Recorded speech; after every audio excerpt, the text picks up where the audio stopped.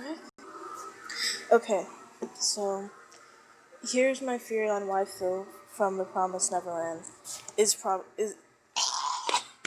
one. So number one, he's always watching every single person. In every important scene. As you can see here, when she was searching Ray's bed for the evidence right before her death, Phil was right there, watching. He's always watching. He's probably watching everyone because although he probably knows everything as he's a demon,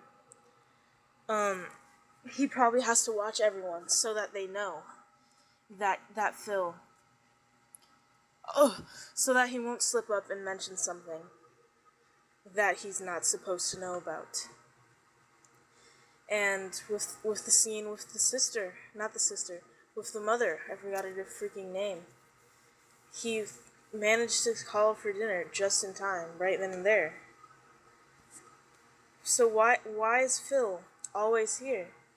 Even when they found that hidden room, when they figured out that everyone was dead, he just stood there. He walked in and he mocked them. He was mocking them by coming into the room and making them think that he was someone else. But little did they know it was just their old pal Phil.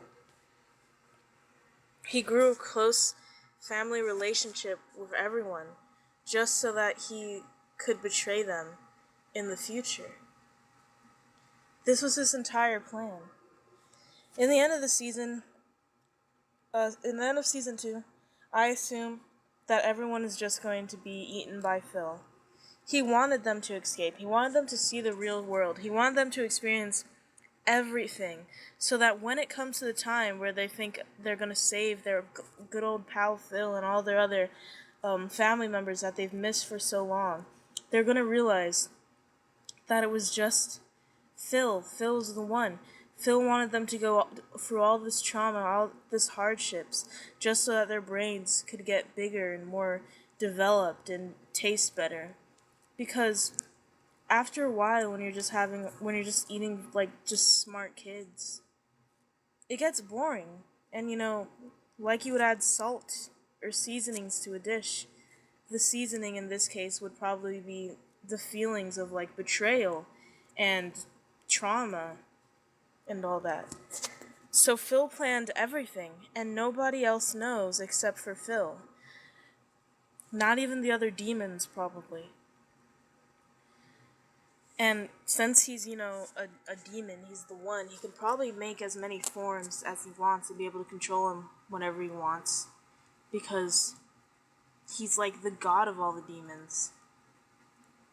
So, yeah. That's just pretty much my theory. I honestly don't really have any doubts that this could be wrong. There's so many more scenes where you can see Phil. Like, why would he have made Emma, or why would Emma have told Phil specifically? Sure, he's just a character that we've seen a lot, but why would she have trusted Phil specifically to be able to take care for everyone, to take care of everyone, and know that big secret at the age of only like 4 or 5 or something? There's the only way that she would have known that Phil could handle it specifically is because he grew on her.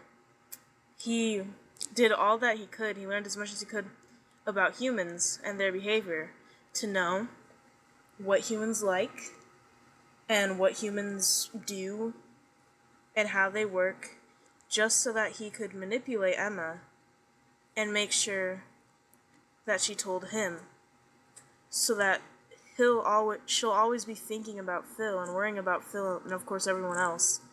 But most of all, she'll probably be worrying about Phil. And that all just adds to like the flavor of brains. That's just who Phil is, or that's just who the one is. That's how sick and twisted he is to want to do that. But yeah, that's just my theory. And yeah,